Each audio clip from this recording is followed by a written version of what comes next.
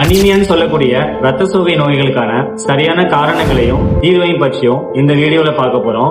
அதுக்கு முன்னாடி நம்மளோட சேனலை சப்ஸ்கிரைப் பண்ணிக்கோங்க. அனீமியாங்கிற நோய் நிலைய சித்த மருத்துவத்துல வெளுப்பு நோய், பாண்டு நோய், ரத்த சோகை போன்ற பல பெயர்கள்ல சொல்லுவாங்க.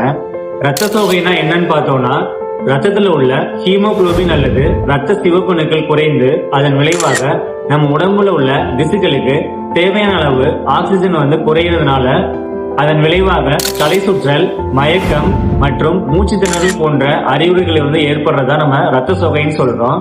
பொதுவா ரத்தத்துல ஹீமோகுளோபின் ஆண்களுக்கு 13 முதல் 17 மில்லிகிராம் பர் டெசிலிட்டரும், பெண்களுக்கு 12 இருந்து 15 மில்லிகிராம் பர் டெசிலிட்டரும் இந்த நிலை குறைகிறப்போ நமக்கு அனிமியா ஏற்படுது.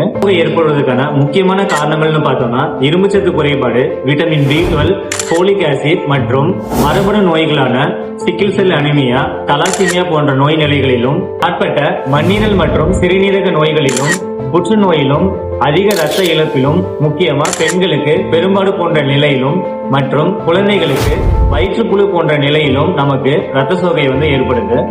ரத்த சோகை உள்ளவங்க அடிக்கடி மண், சிறுநீர், சாம்பல், அரிசி மற்றும் புளிப்பு சுவை உள்ள உணவுகளை விரும்பி சாப்பிடுவாங்க.